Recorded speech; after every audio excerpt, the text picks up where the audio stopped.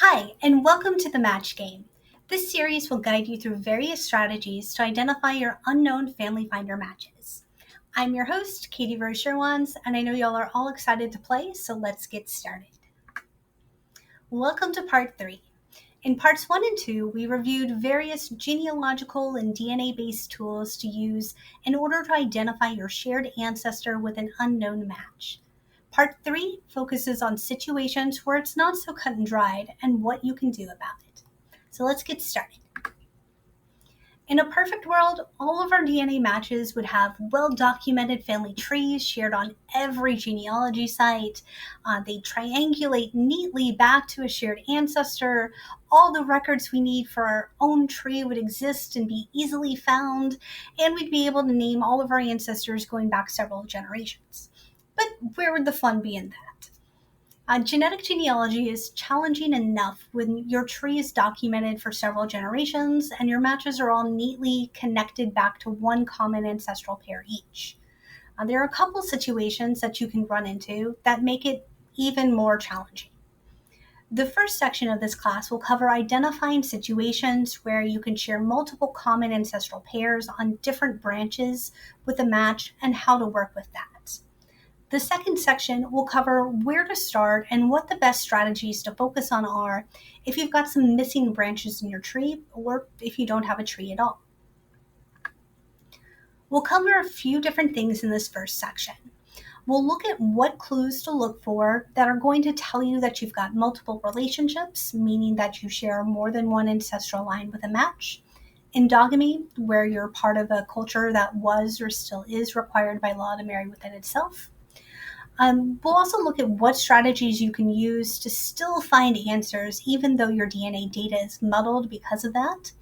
And finally, if you've already done a bunch of work, we'll look into whether or not you have to throw it all out and start over.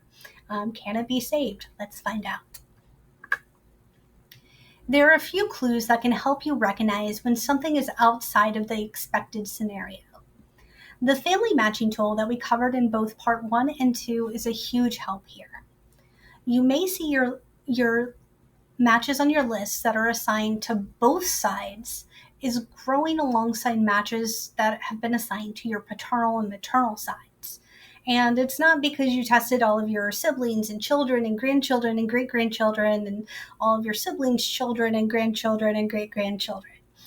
This here is a key indication that either you have made a mistake or two when you were linking matches earlier, or you have matches who share more than one ancestral line with you. You'll see this in close-knit cultural groups like Ashkenazi Jewish families, where it's a religious law to marry within the community, and isolated geographic areas like with Native communities in the Pacific Islands or pre-colonial America. You can also see it in colonial and post-colonial America with Scots-Irish settlers in Appalachia and Acadian settlers in Quebec and Louisiana. If you're keeping track of your match groups at DNA Painter by adding their overlapping segments to a chromosome map and assigning them to an ancestor or ancestral pair, then you can use your map to identify places where you may have either assigned people incorrectly or you have multiple relationships. This example here is from the chromosome map that I've done for my grandmother's X chromosome. There were 4 overlaps outlined in the orange square on her maternal side, which is the pink section there. Now, you can expect to have overlaps for lines following the inheritance pattern, and 3 of the 4 ancestral pairs that I've mapped this for works. So the ancestral pairs that are tied to the dark orange-brown color, the purple, and the lavender colors include direct descendants on the same ancestral line. The oldest line would have passed xDNA down to the next, and that line could have passed that same xDNA down to the next, and these are ancestors that could have passed xDNA down to my grandmother. But the pink is for a match on a completely different line that, as far as I know, is completely unrelated. These ancestors still could have passed xDNA down to my grandmother. It fits the inheritance pattern for xDNA, but they're in a completely different part of my family tree, so it shouldn't overlap with the other 3 groups. So either I've assigned a group incorrectly, or there's multiple relationships and I just haven't found the paper trail yet. or both. Okay, so if you run into this, what can you do about it? How do you confirm if you have endogamy, multiple relationships, or if you're just wrong somewhere? And how can you prevent yourself from making mistakes? The most important thing is to verify your information. Make sure that there are sources for your paper trail and your matches paper trails, at least for the part that connects them to you, and that those sources are valid. So watch for scenarios where there are records from multiple people with the same names attached to one person. And verify the DNA connections as well. You can do this by forming match groups and using the Matrix, Chromosome Browser, and clustering tools. The DNA tools that we covered in part 2 are all meant to be used alongside traditional genealogy. DNA is a tool that can help. It's not a replacement. You'll also want to focus on larger segments and potentially on closer relationships. So lay the groundwork. Matches that share a most recent common ancestor at a generation that's on the edge of what's possible with autosomal DNA, so about 5 to 7 generations out, maybe a couple more generations out with multiple relationships and endogamy, those are likely to share a longest segment of only about 9 or 10 centimorgans, and that segment that overlaps with a match group may be even smaller. You should definitely discard any segment overlaps that are 6 centimorgans or less. This is what's referred to as a microsegment. The smaller the segment, the higher the probability that you're matching based on chance and not descent, meaning that it's just a coincidence that you overlap, not an overlap based on inheritance of the same segment from the same ancestor. The chart here on the left is from the white paper for FamilyTreeDNA's matching algorithm. At 6 centimorgans, there's a 20% probability that the segment matches by chance, not descent, and that probability increases the smaller the segment gets. The probability that it's chance decreases the larger the segment gets. So if you're looking at a fifth cousin match that shares 9 or 10 centimorgan segments with you, there's still a 2 to 3% probability that it's matching by chance and not descent. But if you increase the size of the segments that you're using, then that probability decreases below 1%. If you have endogamy or multiple relationships, you'll also want to avoid pileup regions. Pileup regions are sections of your chromosomes that are widely shared amongst either certain populations or amongst all humans. There's typically something in the region, like a gene that gives it an evolutionary advantage, and so those segments were passed down more frequently. These areas might do something like regulate your sense of smell or your immune system, so lots of unrelated people end up matching on those segments. So why do you want to avoid them? Pileup regions tend to have a high number of matches with overlapping segments. That sounds great, right? Sounds like what we're looking for. But unfortunately, in the case of pileup regions, these overlaps are red herrings. They're a false lead. Some typical pileup regions are identified at DNA Painter, and you can see those on your chromosome map, but different populations have developed different pileup regions, and there's unfortunately no definitive list of these out there. If your only overlap with a group of matches is in a known pileup region and you can't find the connection, it could be the pileup. You look like you descend from the same ancestor, but it's not within genealogical times. It's many, many, many, many, many generations back. You're not going to find a paper trail. So avoid match groups that only overlap in those areas. Because these regions are typically shared amongst populations, if you have cases of endogamy or multiple relationships, you may run into them more frequently or with higher numbers of matches. This is the same example from the previous slide of 2 match groups. One's paternal and the other's maternal. They're both on chromosome 10 in the same area.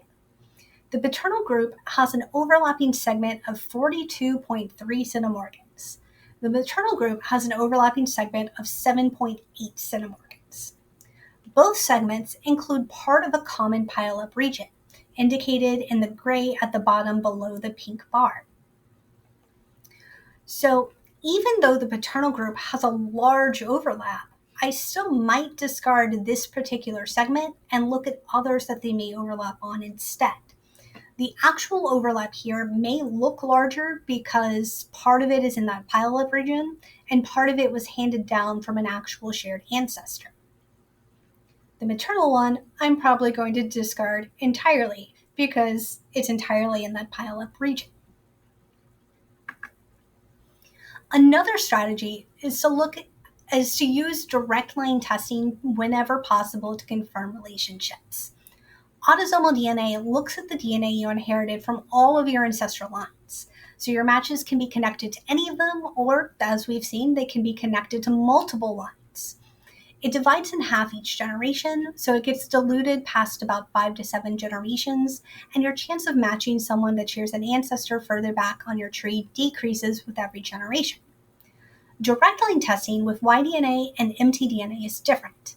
Y-DNA is only looking at your direct patrilineal line, your father, his father, his father, and so on, because the Y chromosome is passed down from father to son. So you do have to be male to test. mtDNA is only looking at your direct matrilineal line, your mother, her mother, her mother, and so on, because mtDNA is passed down from mother to child.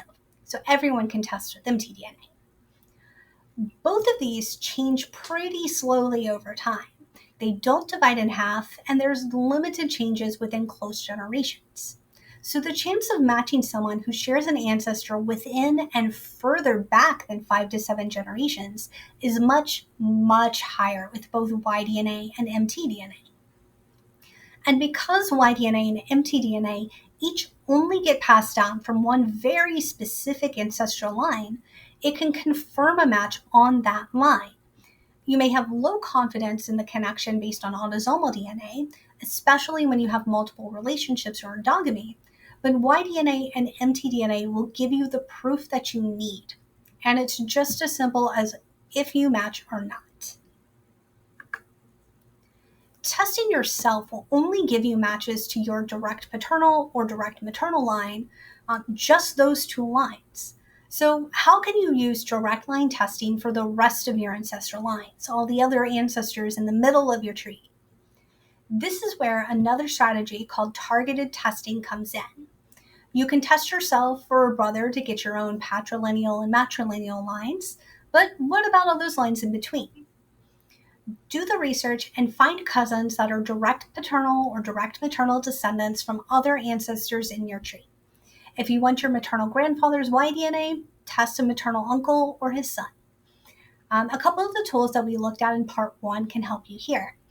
There's MyHeritage's Cousin Finder and WikiTree's Cousin Connections. Both of those can help you find potential Y-DNA and mtDNA descendants of your other ancestral lines. Using Y-DNA and mtDNA matching, you can confirm connections back to those specific ancestors. And if you have a hypothesis about who an ancestor is and it's within the autosomal timeframe, you can also use targeted testing to confirm or disprove the link. Autosomal can help, but it can't always confirm it on its own.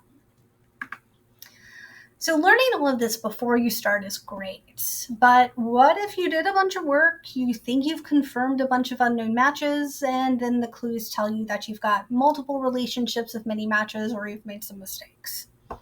This is why keeping notes about your research is so important. But also, if you weren't keeping notes, don't worry, not all is lost. You don't need to go back and start over, but you do need to go back and reanalyze your work. So start by looking at your linked matches. Go back and verify that the sources are there for your connection to them in your tree.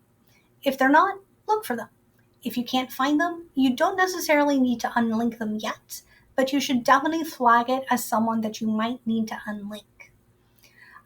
So once you've done that, look and see if there are other matches that you've linked to the same ancestor. Look at what the DNA says in the Matrix and the Chromosome Browser. Look at their in common with matches. Do they cluster together, or are they very different? If you can't connect someone on paper, and you can't connect them on DNA, unlink them and prune your tree. Make notes of this so that you don't come back and repeat the same mistake the next time you're trying to find the connection with the match. And also, just in case the connections do show up later when you're going through all your stuff. The next section is going to cover working with situations where you have unknown parentage. There are two different ways that this can present itself. So one, you know most of your recent ancestors, but not all of them. Maybe you have an unknown maternal great-grandfather, but you know your other great-grandparents. Maybe you know your mother, but not your father. Or two, maybe you don't know anyone on your tree at all. This is definitely a much harder situation, but it's not an impossible one. We'll start with the first situation. So you know some of your recent ancestors within 5 to 7 generations or so, but not all of them. Good news here.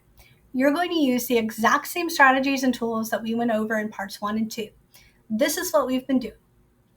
After you've linked matches to your known ancestors on your tree with the family matching tool, we'll have a list of matches that are assigned to your paternal side, a list of matches assigned to your maternal side. You'll potentially have a list of matches that are assigned to both sides, and then you'll have a list of matches that are not assigned to a side at all. Ideally, you will have found matches that connect to all of your known ancestors and linked them on your tree, filtering your match list for all of your known ancestors. It's going to take a lot of work to reach that point, and a lot of time. Some of your remaining unassigned matches may still share one of those known ancestors, but inherited a different segment than the one that the other identified matches did, and overlap with you on that other segment.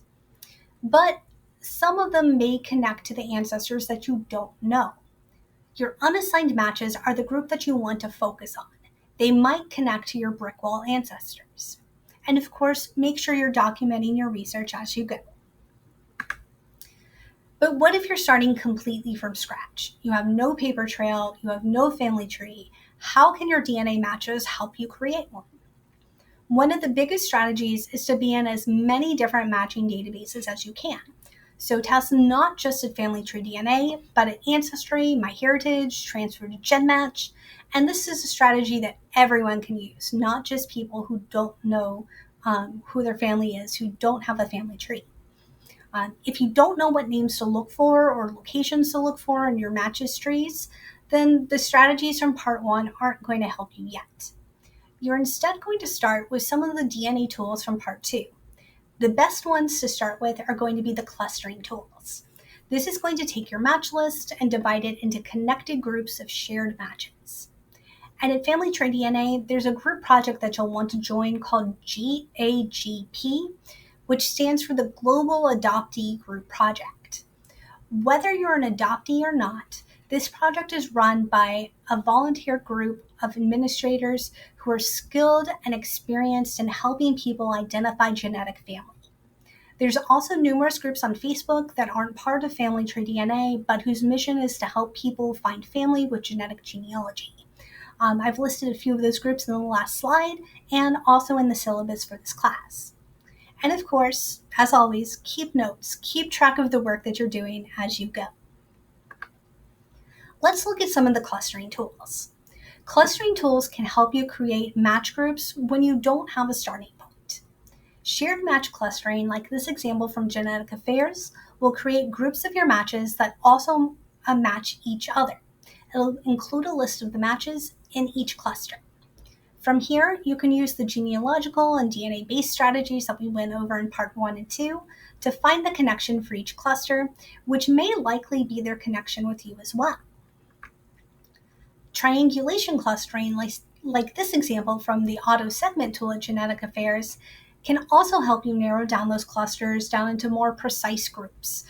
With the clusters from this tool, not only are the matches all in common with each other, but they all also share an overlapping segment with the rest of the cluster. Using the genealogical tools from part 1 can help you find the shared ancestor with the group, and the results from this can help you tie that ancestor to a DNA segment. There are a few other tools at Genetic Affairs and DNA Painter that may help you. The first is Genetic Affairs Auto Tree tool. This tool works to identify common ancestors within your clusters. This will require enough matches in each cluster to have a tree that goes back far enough to list their common ancestor. So you may not get very many out of this. However, if you do have one or more clusters with a common ancestor found with the autotree analysis, then that's a good hint that that ancestor might be yours as well, or at least someone on the same line. It's definitely a hint where your research should go. In the results here, I've collapsed a few common ancestor clusters because they were common ancestors between two immediate family members that have both tested. In part 2, when covering the Matrix and Chromosome Browser, we talked about how you don't want immediate family members in your match group. Of course, they match the same way. But there are 4 other clusters on the screen here that aren't immediate family members and do have a shared ancestor in their tree. Now I can dig into those ancestors and those matches and see if they belong on my tree as well. The next genetic affairs tool is AutoKinship. AutoKinship will build a predicted family tree for you based on the amount of DNA shared between you, your matches, and their shared matches.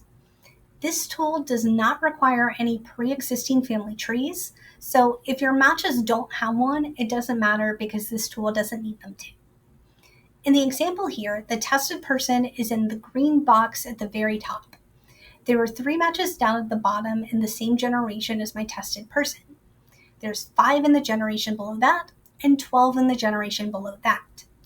2 of the matches are parent and child, some are siblings of each other, but there are enough that I can grab one from each immediate family group and still have a match group that helps me triangulate and identify our common ancestor, which is predicted to be my tester's second great-grandparent.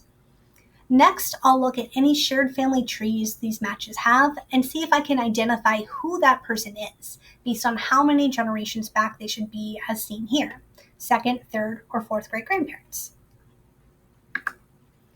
We've covered a lot of topics here, and luckily it's virtual, so you can come back and watch it again and again and again. But there's also some other resources out there on the internet that can help you with the things that I covered here. I've listed a few of my favorites here, and you can also find them in the syllabus. There's FamilyTreeDNA's Help Center and blog, which have a ton of great information. Roberta Estes's book, The Complete Guide to FamilyTreeDNA, truly is a complete guide. And her blog, DNA Explained, is a treasure trove of genetic genealogy tips and tricks. And I love Diane Southard's Your DNA Guide. She's got a blog, books, quick guides, and offers great webinars and courses. You can find tutorials for tools from Genetic Affairs and DNA Painter on their respective websites, and check out DNA Angels and DNA Adoption for more strategies and support finding those missing branches and adding them to your tree. If you already have Family Finder results, sign into your account at FamilyTreeDNA and put these tools and strategies to use. If you don't have Family Finder results yet, you can purchase the tests, or if you've tested at Ancestry, 23andMe, or MyHeritage, you can transfer your raw data to FamilyTreeDNA for free and unlock the tools for a low cost. Be sure to check out the special pricing linked here in our virtual booth available for a limited time for Roots Tech attendees. Thanks for sticking with me through the entire series. I hope you gained some new strategies and wish you good luck in identifying those unknown matches and breaking brick walls.